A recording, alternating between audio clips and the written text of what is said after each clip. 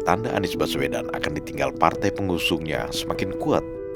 Menjelang akhir perhitungan real count KPU, 3 partai pendukung Anies adalah Nasdem, PKB, dan PKS. Anies sama sekali bukan kader ketiga partai tersebut. Jadi dapat dipahami, relasi Anies Baswedan dengan ketiga partai pendukungnya adalah kontrak politik, bukan relasi ideologi atau bahkan emosional. Seperti layaknya kontrak politik, maka perjuangan dilakukan untuk mendapatkan kepentingan bersama. Dalam hal ini memenangkan pemilihan presiden. Ketika hasil perjuangan itu tidak sesuai harapan atau kalah, maka kontrak politik pun otomatis selesai. Hanya PKS yang kemungkinan besar masih akan mengakomodasi Anies Baswedan. Politisi itu punya 2 sandaran yang bisa dia pilih. Pertama partai politiknya, yang kedua konstituen. Nah, bagi mereka yang punya partai politik, misalnya kayak Pak Prabowo ya, kalah 2 kali 2014, 2019, dia masih punya sandaran partai politik. Dan kalau punya partai politik, hampir pasti punya konstituen juga gitu.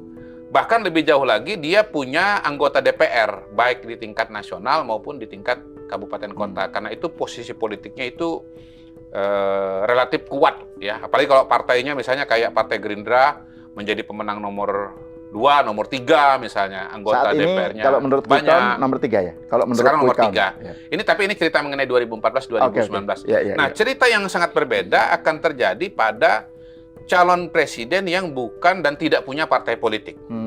Ya. Nah, Anies masuk kategori ini. Dia nggak punya partai politik dia sendiri.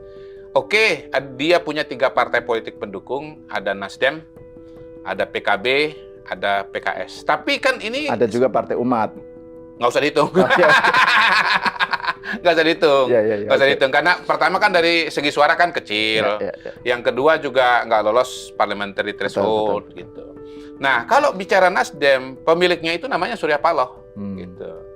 Kalau bicara PKB, pemiliknya namanya Muhaimin Iskandar.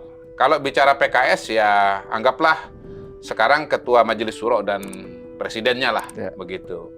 Jadi Anies ini satu-satunya yang dia miliki itu hanya konstituen. Karena saya tetap melihat dari pendukungnya itu ya mayoritas tetap datangnya dari mereka yang puas kepada Pak Jokowi. Kolam suara itu yang besar itu. Jadi kita mungkin akan melihat suatu perjalanan politik yang akan pisah jalan antara mungkin Nasdem, PKB dengan Anies Baswedan. Yang mungkin akan tetap menjadi teman seiring sejalan adalah PKS.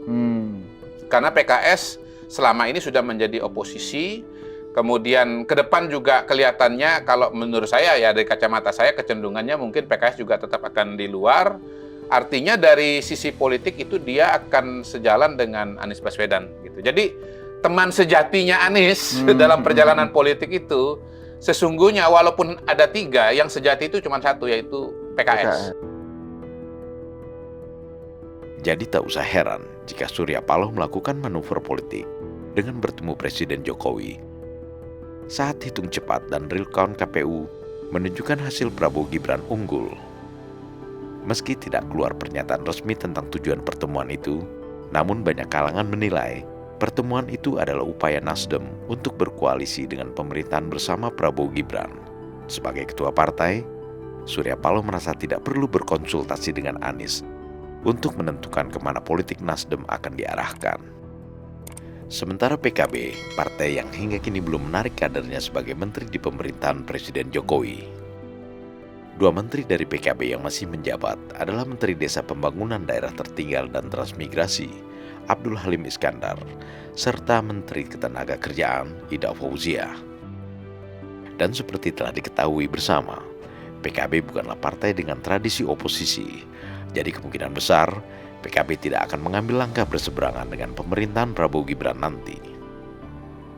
Sebenarnya tanda-tanda Anies akan ditinggalkan partai pengusungnya juga terlihat terang benderang di dalam pengguliran hak angket DPR.